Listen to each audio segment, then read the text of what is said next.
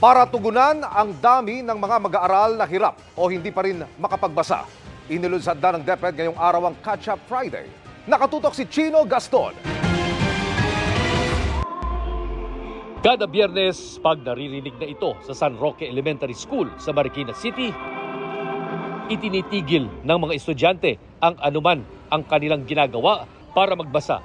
Hudyat ito ng kanilang 30 minutong Catch-up Fridays kung saan aalalayang humabol sa pagbabasa ang mga di pa masyadong marunong. Ang Drop Everything and Read na pina-implement po ng DepEd ay hindi na po yan bago.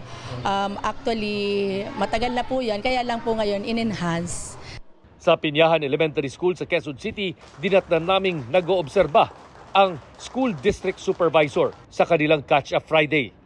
12 seksyon mula sa kindergarten hanggang grade 6 ang itinuturing na remedial dahil huli sa reading skills ng kanilang grado. May ilang grade 6 nga na pinag-a-attend ng grade 1 classes dahil andun pa rin ang level nila.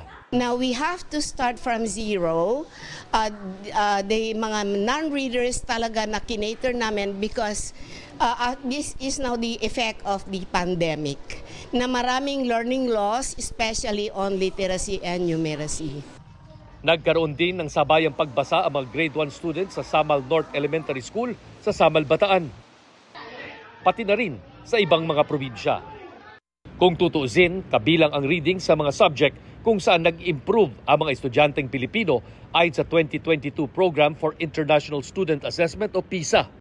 Pero kailangan pa rin talagang maghabol dahil pang-anim ang Pilipinas sa mga kulelat sa 81 bansa.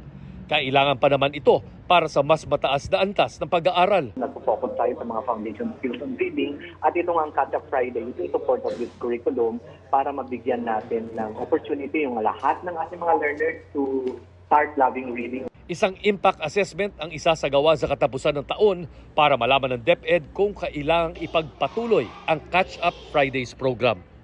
Para sa GMA Integrated News, Chino Gaston, nakatutok, 24 oras.